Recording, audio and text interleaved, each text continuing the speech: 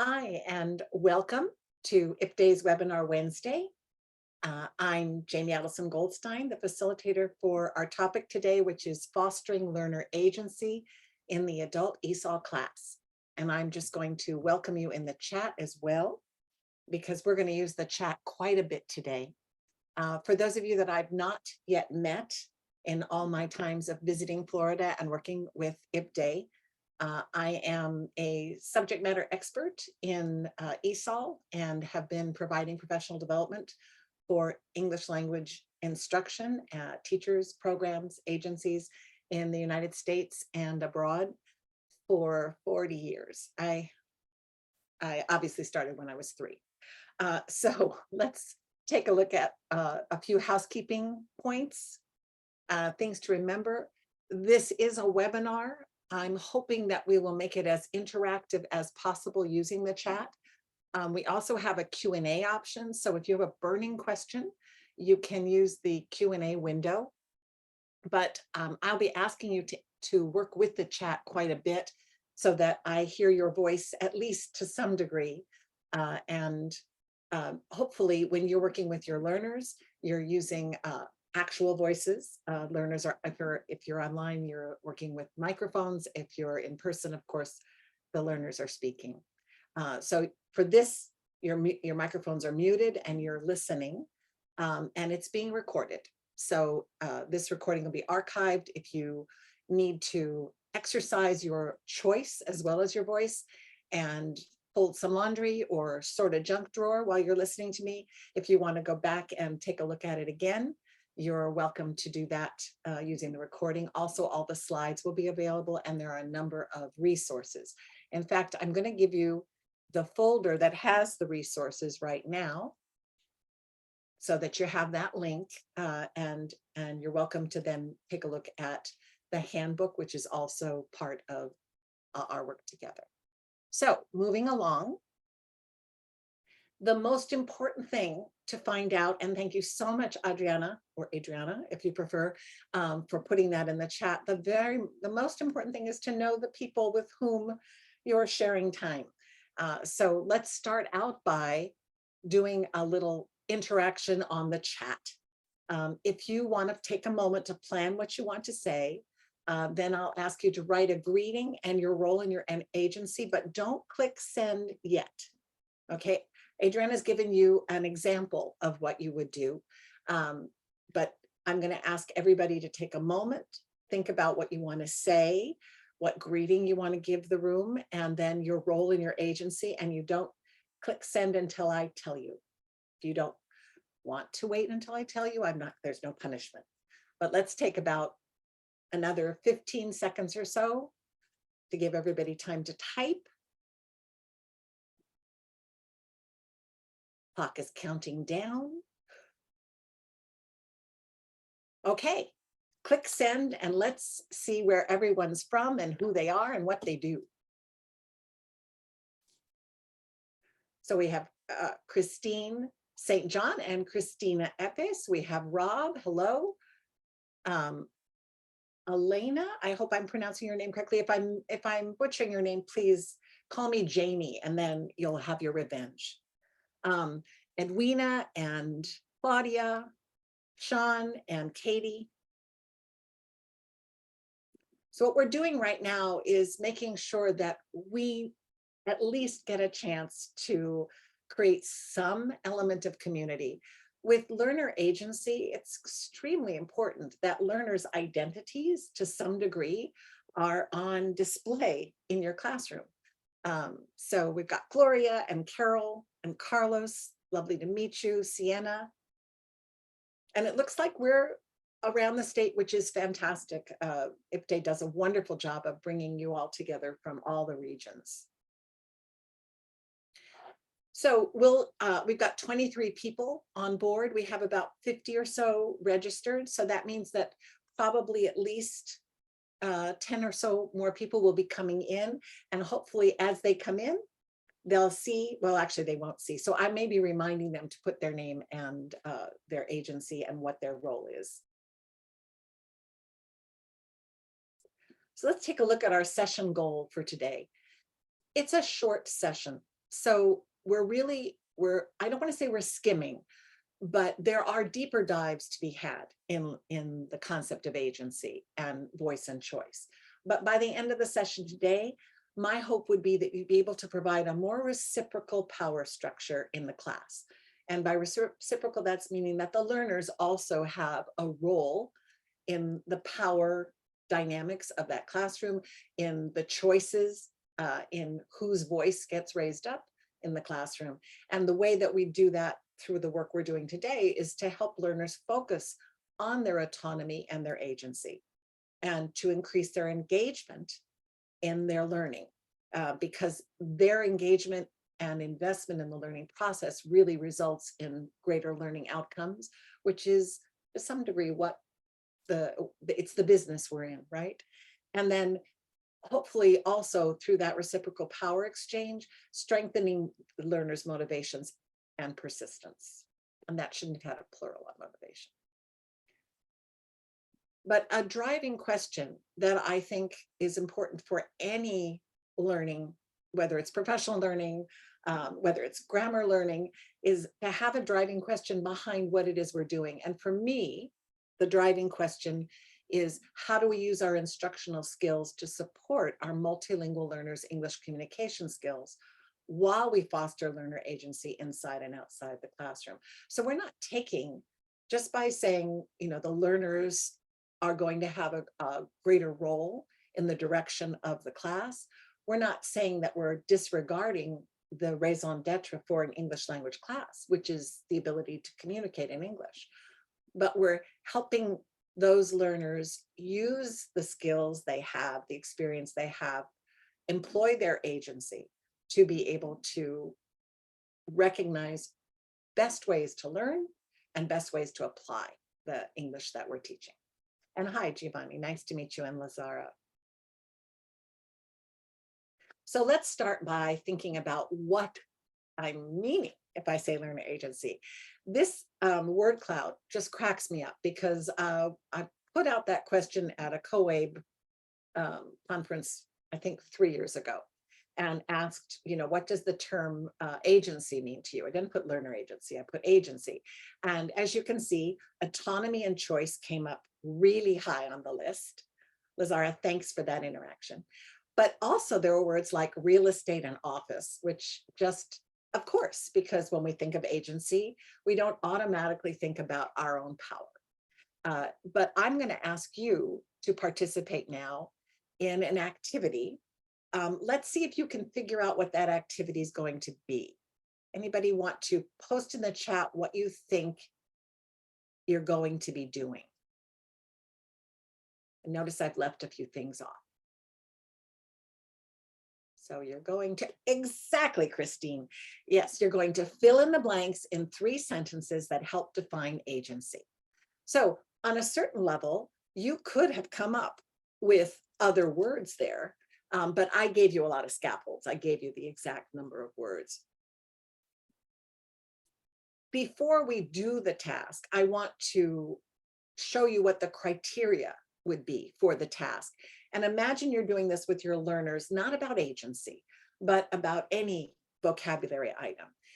So the task goals are that you're going to employ resource management, that you're going to work with word choice and clarity and time management. Those could also be called it just went out of my head, the dimensions of the task, but I'm calling them task goals. And then the description, which could also be the word criteria, is that when you're doing this task, are you making use of your background knowledge and other available resources? In other words, you have smartphones. If you want to look something up, you go ahead and do it. Are you able to select words that match the meaning of the original sentences? So this is choice on your part. Do I expect you to come up with the exact words? No, but can you come up with a word that makes sense according to what would be the definition of agency? And clarity would be, are you selecting words that make sense in the sentence in general? So you might have a very clear sentence, but your word choice wouldn't be particularly right. If you had said right, maybe, words rather than fill in the blanks, write in the blanks. So actually that would sort of work. So, and then time management is that I need you to complete all 3 sentences in the time frame, which if we were doing this back and forth would be 3 minutes, but I'm going to only give you 1.5 minutes because we're working independently. So let's go ahead. And I'm giving you the 3 sentences. I'm putting 90 seconds on the clock. And let's just see if you can fill in the blanks. And you don't need to write in the chat for this yet. Just do it on your own.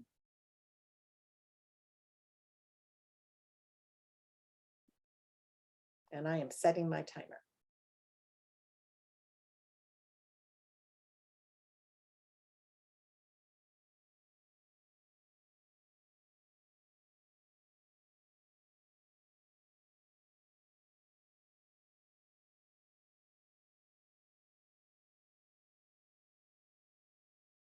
This is that lovely dead air that no one really likes to think about.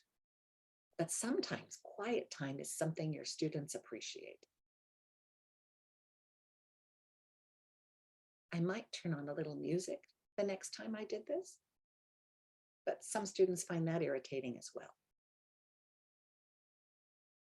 Okay, we have 10 more seconds on the clock.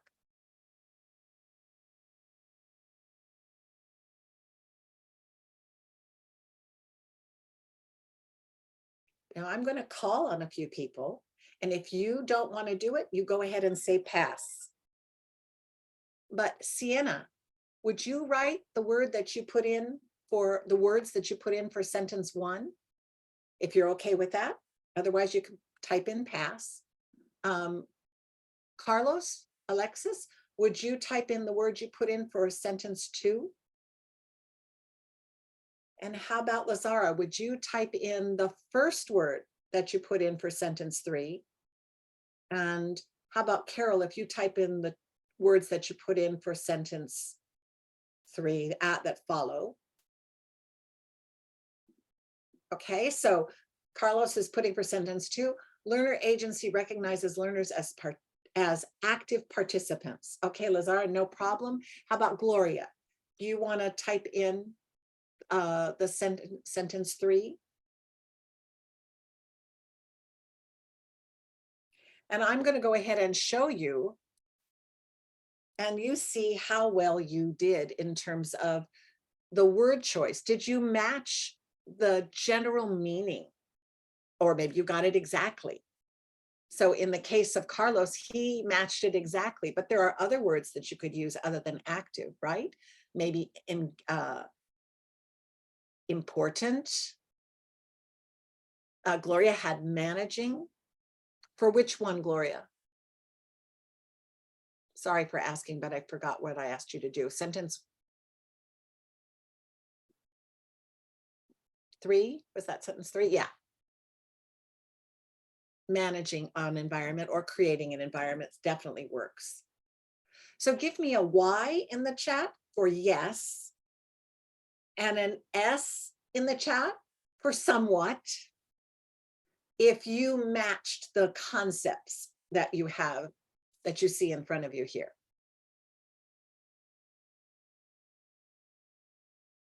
So I'm seeing a couple yeses, a somewhat. So what it does for those of you that got somewhat of matching, now that's, I didn't say match the words, remember, I said match the concepts. So if you somewhat match the concept, that gives you a reason to look back and say, what would have been the actual concept? And Veronica, this is an even more valuable exercise for you because it's giving you the answer to the definition of agency. Whereas those that said yes or somewhat probably already felt they knew what agency was. So what this does is it allows us to meet the needs of learners where they are. So now I can tell you that the definition of agency is that we have a sense of it when we feel in control of things that happen around us, when we feel that we can influence events. Learner agency recognizes learners as active participants in their own learning. And then rather than focusing on whether a learner has agency, we can more easily focus on creating an environment that will lift up learners' voices and build their confidence in making choices.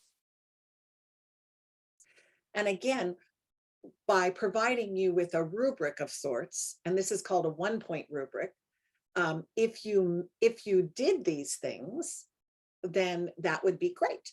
If you didn't do some of these things, then you would identify for yourself what you needed to work on.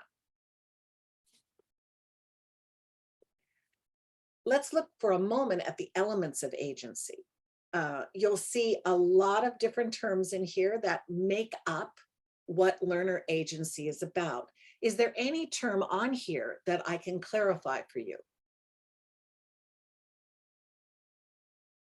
And I'm waiting. I'm also going to look at the question. Gloria, self-efficacy. Self-efficacy is really about your ability to take control of a situation and act. So it's very related to action. It's something that you have that comes from confidence and the ability to make choices, but also the belief that you can make choices. Yes, yes, but it's, I think in terms of being, and Gloria's saying, is it similar to empowerment? I think that in terms of empowerment, sometimes we think of that as being put on a person. They are empowered, but self-efficacy is very much that you believe in your ability to be efficacious. Efficacious, I think that's the right way to say it. Somehow I feel I'm missing a syllable. So we want to be thinking of these as we're looking at the different ways we're managing our instruction. And the ones we're going to focus on today are voice and choice. We're really going to be spending our time thinking primarily about how we bring that into the classroom, because voice and choice have a great deal to do with problem solving, with confidence, with resilience, with efficacy, and with action. So we can choose 2 of these elements and tap all the others.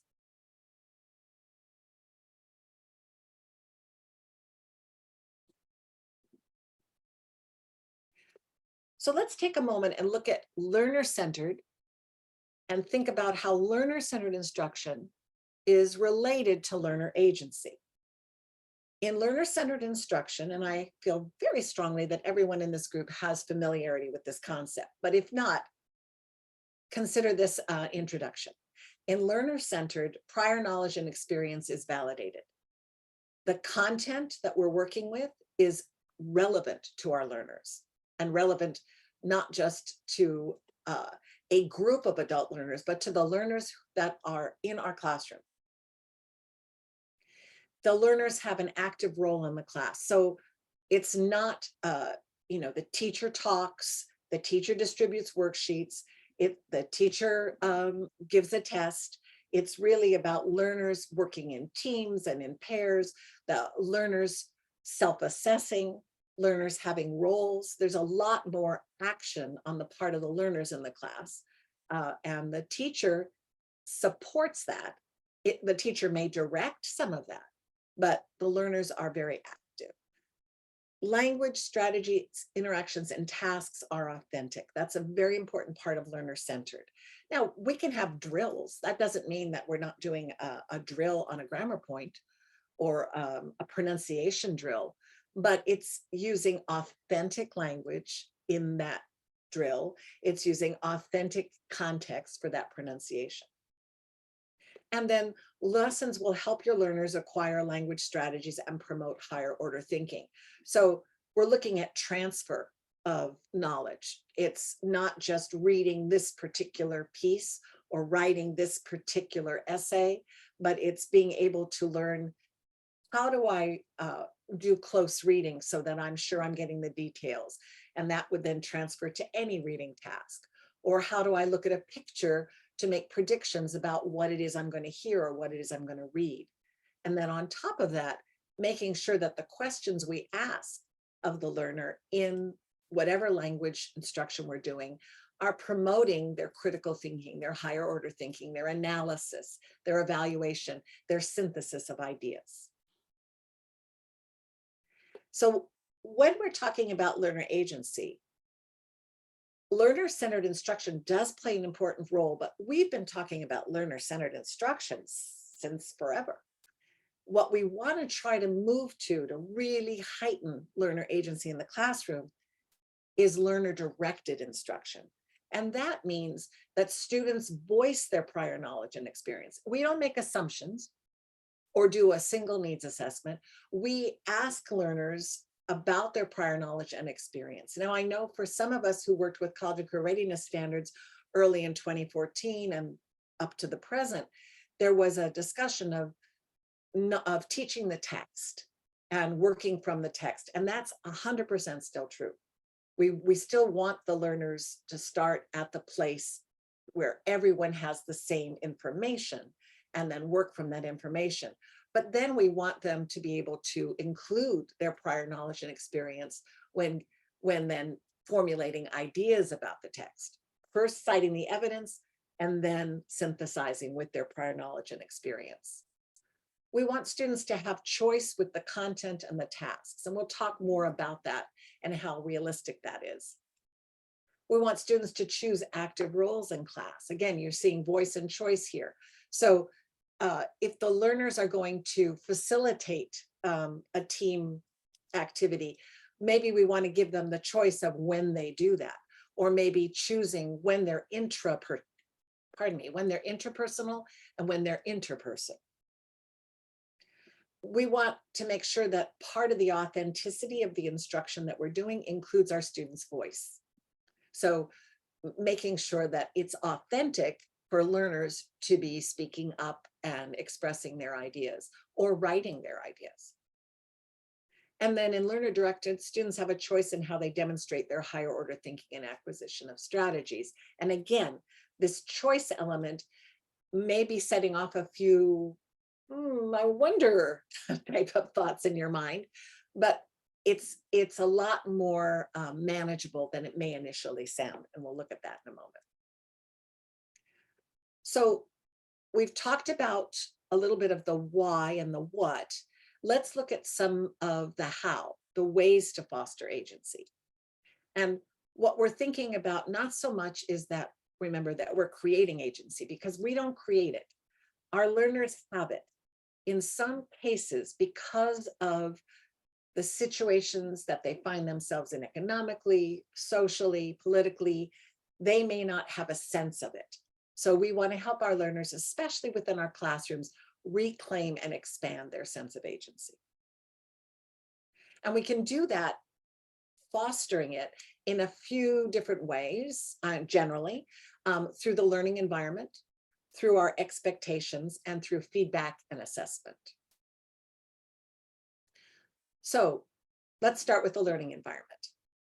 Learners have voice during different times of engagement. So when we put them in virtual learning, right now, I am not acknowledging your voice visually. We are not able to do gallery view. But if you were teaching in a virtual environment, you would want the gallery view up. You would want to use breakout rooms. You would want to spotlight learners, because that's giving them voice in the class versus what you've got right now, which is the Jamie show.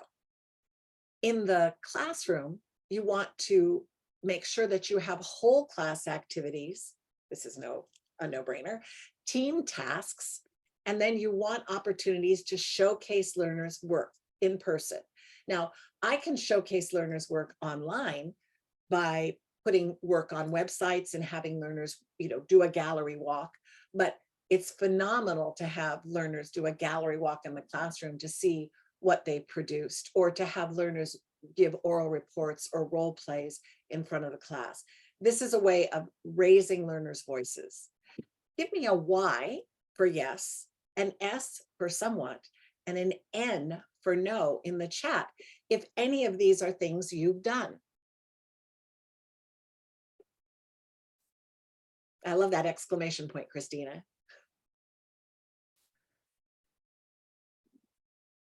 And so for those of you that maybe haven't done this type of in-person promoting learner voice or online promoting learner voice, as we go through, see what sparks your fancy, what might be something that you would try. My suggestion is never to take everything whole cloth, but to find one spark that you can then bring back, if that's something that's your choice, to bring in. Now let's look at the choice element. I have to say that as a beginning level ESL teacher for many, many years, I didn't do a whole lot of letting learners do choice for their partners.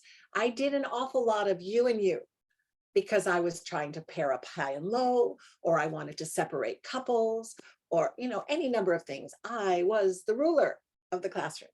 But we can give learners choice of their partners, of their teams, of their breakout rooms. We can use choose your breakout room, of their seating or gallery order.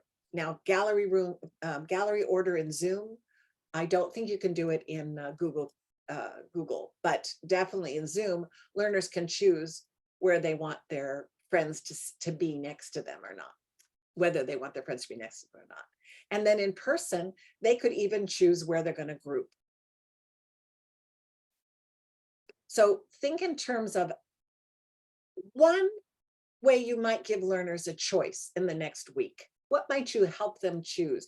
Because it's really typical for us to think, in order for this to work, I have to set up everything. But in some cases, by providing choice, you might find that learners have a better sense of agency in the task that you're asking them to do. Now let's talk about expectations. We can have learner voice brought into the norming. We can ask our learners right from the get-go, or when we start to have a challenge in the classroom, we can ask them to answer the question, what's going wrong in this setup? You can start with, what does it mean to be a good student? What distracts you when you're online? If you're in a virtual learning environment, what makes a story interesting? If you're trying to help learners recognize that let's say they lapsed into having a conversation that was completely off topic because the reading that they were doing didn't capture their imagination, or was too hard, or was too easy. So by giving learners an opportunity to express what they feel is going on, or what they believe would be good criteria for the class, you're raising learner voice. And then when things go awry, it gives you the opportunity to point to, well, you decided that this was the criteria for this activity. And I'm noticing that that's not happening. What can we do to fix that? And again, voice also comes through roles and duties in the classroom.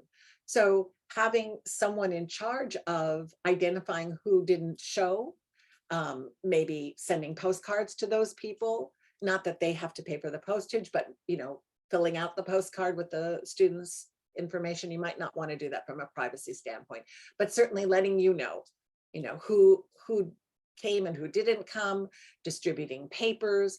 All of this can be handled by your learners in the classroom. And then in terms of choice, which we'll be dealing with choice boards towards the end of our time together, you want to look at process, how do we do it, or technology, or product. These are three ways that we can vary our expectations so that learners have a choice of different outcomes based on those three things. And then finally, in terms of assessment and feedback, we want learners to have some opportunities to have choice in the type of assessment. So in some cases, they may want to write, or they may prefer to have an oral an interview with you, or they may prefer to draw. Again, you're still the arbiter of what would meet the goals, but we can offer options depending on what our learners are feeling most confident about. And then again, we can ask them to stretch themselves. In terms of feedback also, we can have them look at the feedback oh, no, I'm sorry, we can have them ask us to look at areas of writing or a task that they've done and tell you, tell you where they're having the issue, where do they want the feedback. And that also comes in terms of voice. So they could help you create the rubric. Now, this is probably going to happen at intermediate to advanced levels in terms of identifying the elements of a task that make it successful and turning that into a rubric. But if you're asking learners, for example, to make a poster, you could ask beginning level learners to choose between two poster examples and tell you why one is better than the other. And then together identify what would be the criteria that you'd want the learners to follow in developing the poster. And much as I mentioned with the feedback, learners can also state where they need support. This can be done in an exit ticket. If you're not sure what an exit ticket is, it's something that the learners write. Very often it's great if it's on a Post-it. It could be on a Jamboard that they write a question or they write a comment at the end of the class saying something they learned or something they still have a question about, or where they need support.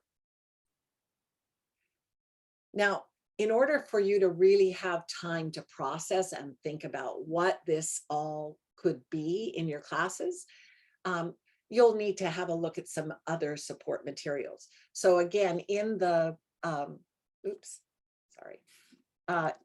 in the resources, which I'll post right here,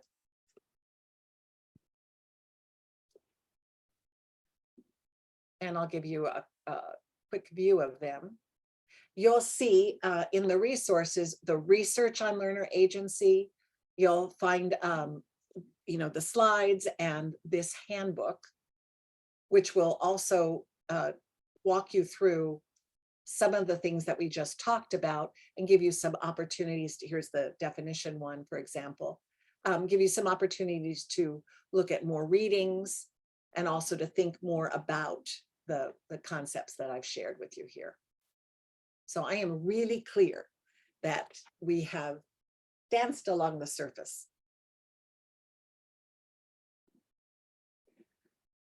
But before we move to thinking more deeply about one aspect, I'd like you to take into account this very important quote that comes from me, and that makes it very important. This is my voice. And I've had to struggle with this for all of my teaching and learning time, because as a teacher, I want so much to help my students succeed, and I'll stand on my head, not anymore at 66, but I would have at 44, stood on my head to make anything happen in that classroom that would make things clearer or better for my learners. But the truth for me has become that while I want to do everything in my power to support my learners, it's important to recognize that our learners' ability to persist in the struggle to learn does not reside in our power, and it resides in theirs. So what I can do for my learners is keep demonstrating for them that they have the power, they have a growth mindset, that they have agency to be able to do the hard work of learning. So what do you notice? What do you wonder about fostering learner voice and choice? Take a moment, reflect on that, and let me know in the chat something you noticed or something you wondered about what you've heard in the last half hour.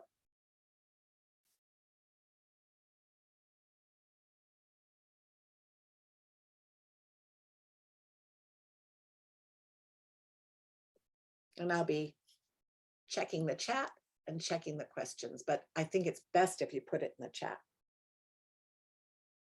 just because everybody can see it.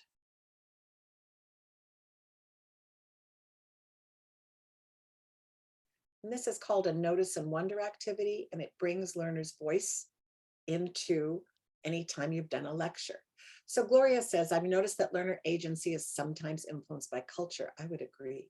Agency is really about letting the student take control of their education.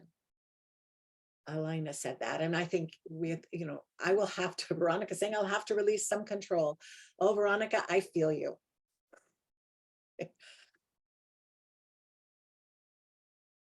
But really great management and really great facilitation, there's some control in there.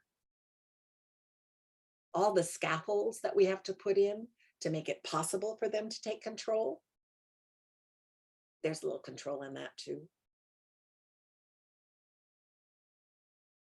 And Veronica's saying that students have very different expectations of what good teaching is. And that doesn't mean that we can't stand in front and give a mini lecture, but then we need to help our learners take notes on that lecture, help them pair up and check with each other to see if they got all the information, have them generate 4 or 5 questions based on what they heard. I mean, we can move them very gently from a teacher-directed, teacher-centered, learner-centered, learner-directed space. Carol's saying that adult education is about students having control over their learning. It's why many adults left education. Certainly not English language learners necessarily, but certainly ABE learners left because they had no sense of agency. Giving learners voice builds their self-confidence. Absolutely. And think about it. If we give learners the language to express themselves, which is a lot of times what we do as a scaffold, how much more confidence do they have outside the classroom? Christina's saying, sometimes at the end of the class, I let students choose between worksheet reviews, reading practice, or a game. And I put each group in different parts of the room. And I will stand up and give you an ovation for that. It's a wonderful example because also you put it at the end of the class. So you've made sure that you've gotten through the key goal of the class, and now they're going to put that to use. Edwina notices that all aspects of a learner-centered class will give all students the opportunity to have confidence and increase language skills. Well, thank you. Thank you. And please continue. I'm happy to see things coming up. We can save the chat and make sure that that goes into the resources. So, I mentioned about giving learners choice in process in the tasks that they do. And one of the ways we can do that is with a choice board. And choice boards work both online, in the virtual environment, and in person. Would you put, again, let's go with something different. Let's go with an A for absolutely and N for not sure. So do you know what choice boards are? A for absolutely and N for not sure.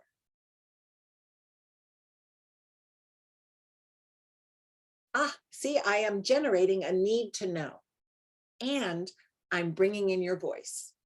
If I saw 33 A's on there, then I would ask a different question on this next slide, and I'll tell you what it is. So for those of you that are absolutely, see if what you know and understand about choice boards matches this definition. For those of you that are N, not sure, take a look at this and see if it makes sense to you, or if you recognize it from maybe a different term. Choice boards are flexible graphic organizers. In a word, they're graphic organizers, a chart, a table, if you will, that can be used at any stage of instruction or proficiency level. That's the beauty of it. It can be used anywhere.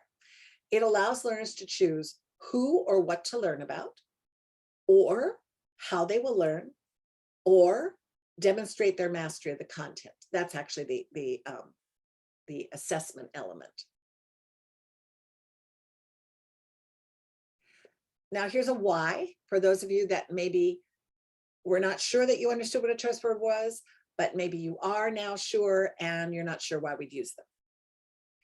One of the great things about choice boards is they allow for differentiation of learning in any topic or content area.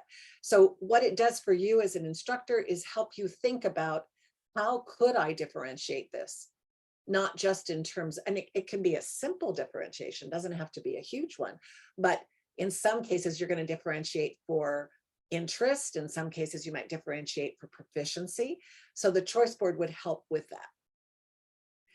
It promotes motivation, again, because of choice. It promotes commitment. You chose it. And it promotes ownership. So, this is mine. I chose to do this. And learners typically choose according to their strengths, interests, or needs, including their special needs. So if you have a learner who maybe has vision issues, they might not choose to do a particular task that would have more of that involved, or their goals. So we want to think in terms of learners choosing according to their strengths, but we don't want to limit it to that. As I mentioned, sometimes, and this is where your good artful teaching will come in, you'll want to encourage a learner who maybe is always choosing the writing to do maybe something that's maybe connected to digital. And again, in the same way, it provides for different learning preferences. So someone may be more visual than auditory, maybe they're just done with teamwork and they want to do something on their own, or vice versa. So let's look at 3 options for choice boards. It's topic, process, and product. And you'll notice that anybody attended my 2022 workshop, web shop on differentiation, these were actually the 3 things that you differentiate for typically in a class. So choice boards do that as well. So let's look at option 1. And please know that in the resources, as well as in the handbook, all of these choice boards are there for you with their links. So in topic number 1, in option number 1, learners are choosing a topic. They choose what or who they want to learn about. This is a fantastic resource. Sylvia Ramirez made me aware of this. This is the Carnegie Corporation's Immigrant Honorees website. And these would be 3 honorees, and you would put them on the choice board, and you might talk about them with the learners a little bit, not saying anything about them initially, but having them, talk about what do you think they did to get honored, maybe some previewing. And then I'll show you Aquilino Ganel. You may know him already, but he was the Capitol Police officer who received a Congressional Gold Medal. And as you can see, the content about Mr. Gonell is maybe more complex than a beginning level learner could deal with. So what I would do is I would link that or distribute a shortened biography, and I would ask that learner to give me the reason the person got the honor and maybe 2 or 3 other facts. But you can simplify the content. So students would choose one of these 3 people. Now, at the highest level, what Sylvia does is she has them look at the whole list of honorees and choose from one. Yes, the website is actually in the, let me see, I'll just share it right now in the link, but it's in the resources. So there you go. And in the resources as well, you have, let me show that really quickly. You have the graphic organizer for beginning level learners and intermediate level learners that Sylvia developed. So that's a who. Now the news has had Ukraine in it for quite some time, but certainly quite a bit over the last 2 weeks. And it could be that you want to spend some, learners are interested in that, so they could choose what they want to learn about Ukraine, whether it's the politics, the geography, the culture, or the economy. And then notice down here, what I've done is I've given learners, let me get my, zoom at this. I've given learners a scaffold so that they could type whichever one of these items they choose into this sentence, and they will get a very brief review of that information. So it's possible to do something that's not really all that complex with a choice board, but that at least starts off, because maybe you're going to talk about geography, or maybe you're going to talk about geography and climate in terms of your topic for the day, but maybe this will be the thing that will really excite learners' interests in talking about geography and climate in Ukraine. And they could also choose which country they want to investigate. Now, for choosing the process, we're asking students to choose how they want to learn about a topic. So for example, how do you want to learn about information technology careers? And as a teacher, you provide an opportunity for them to watch, to read, or to listen. So in this case, to watch, they would be watching this information technology video. To read, they would be reading this article. And this is an example of an article that had ads in it and had other information. And we just took the ad and we just took the article, streamlined it and put it on a Google Doc. And then I think this is actually a PDF, and just uploaded it so that it's linked for the learners to get to. And for listening, here's a podcast. So when you are doing this kind of work, you probably would be looking for this information anyway to find out what would be the best way to give learners, to help them build their knowledge. But by giving the learners choice in how they want to learn about the information, you're giving them an opportunity to then share what they learned in a group with someone who read, someone who listened, and someone who watched.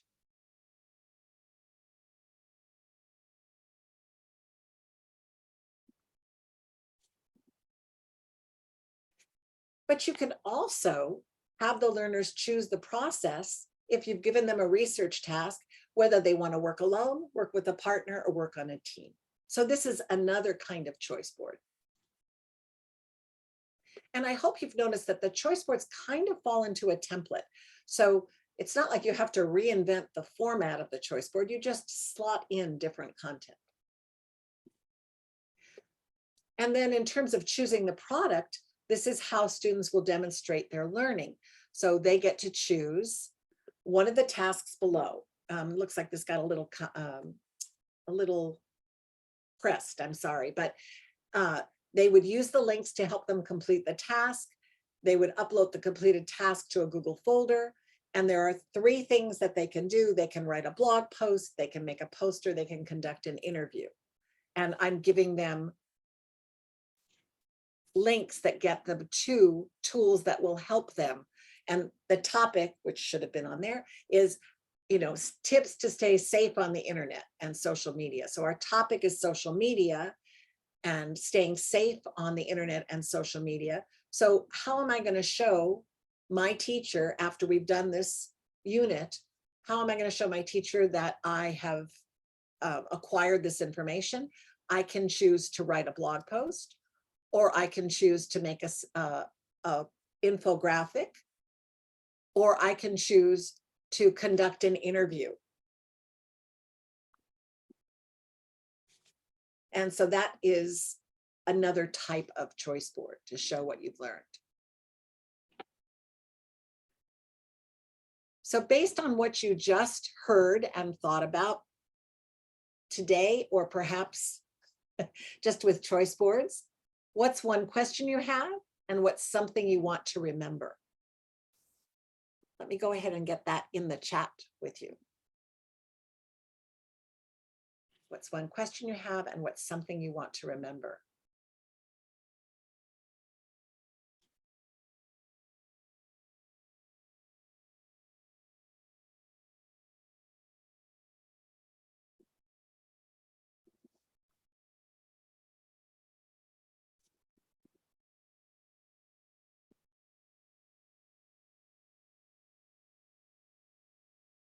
So Valerie, I hope I'm pronouncing your name right, Valerie.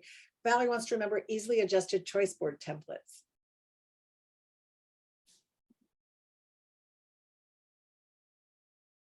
Okay, Elena, how can you differentiate with limited technology? You can actually just do it on paper. Elena, are you teaching online or in person? And Gloria, product is the poster, the blog post. Product is whatever the learner produces to demonstrate his or her learning. Okay, so yeah, in person, absolutely. I would 100% just kick it old school with paper. Do they have an intranet that they can do any kind of research?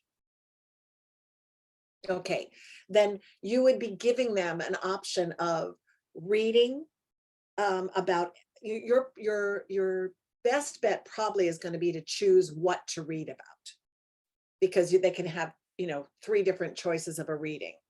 The other possibility would be whether they, in terms of how they'll do it, how the processing, whether they want to talk with a partner about it, whether they want to hear a lecture from you, not unlike what Christina said above, giving them a choice to do a worksheet, do reading, or do a game, that, so you can choose different tasks. Does that make sense, Elena?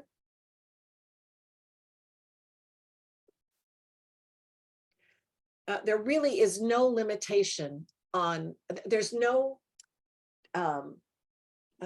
limitation's not the right word I wanted to say. I wanted to say that there's nothing that directs you to only do technology with this, because there will be times when the technology won't be there. It's glorious. And I'm only sorry, Elena, that your students don't have more access, because when they leave their current situation, digital literacy is going to be an important skill. And you can maybe do some information about that through reading and demonstration, but you have to work with the situation you have. So bringing in paper is going to be the best bet. But definitely, if you have access to technology, giving students the option to show what they've learned, or to experiment on technology as part of their process, it's a great thing to do.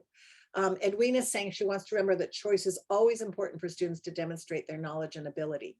Student choice has always worked very well for my students. I'm so glad to hear that. And Gloria wants to remember that students can voice their prior knowledge and experience. And Carol will remember to continue using choice in the classroom. These are all good things to remember. Do you recognize that I'm giving you choice and voice with this slide? So my learners could say to me that they have no questions, and then I can say, oh, then what's something you want to remember? And that's bringing their voice in again. It's also really good for retention. Learner and content.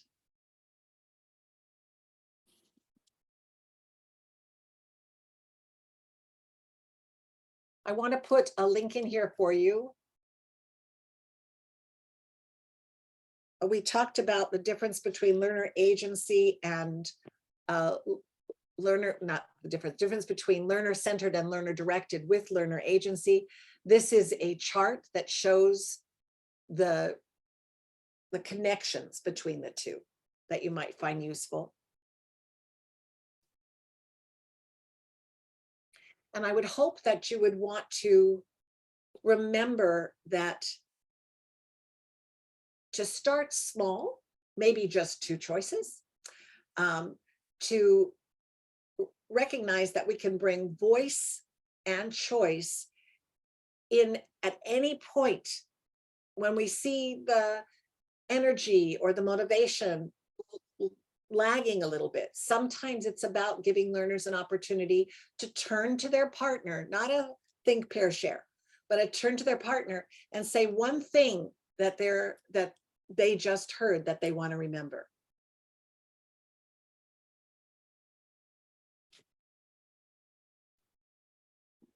So I'd like to thank you for choosing to be here, and to tell you that I really do appreciate you. This is quite the time in our history, and we have a lot of things to consider in our classroom in terms of how we align to standards, and how we align to our learners' needs, and how we align to our own needs as people with voice and choice. So thank you so much for taking the time to think about this. Claudia, I'm really delighted to see that or to read that. And again, you've got a handbook and a Google Drive folder that will give you a lot more in-depth information about what we've danced across today. Well, thank you so much. So, Joseph, I think we're ready. So we really would like you to give IPDAY your feedback, if you would. There's a poll that's in the center of your screen, I hope. And if you would be so kind as to fill out that poll. I love that you learned something, Elena. Thank you so much. And thank you all for thanking me. Now, will you tell IPDAY, raise your voice? And you've got lots of choices in here. And then while you're doing that, I will tell you that you also have another opportunity to choose and lift up your voices on February 1st at 3 p.m. There will be, the topic will be new ELA strategies to try out for the adult learner. Thank you so much, Robert. I am not the facilitator. Maybe Joseph, you'll type in the facilitator's name. But I know it will be brilliant. And I think I am getting you all out in time to go have a little rest between the next thing you were planning to do. Thank you, Edwina.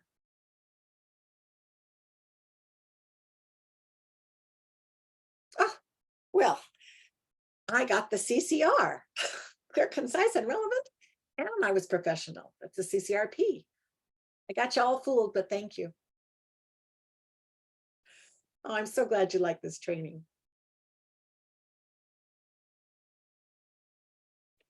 And I'm going to go ahead and save the chat so I can put it in the Google Drive, because there were some good ideas in there.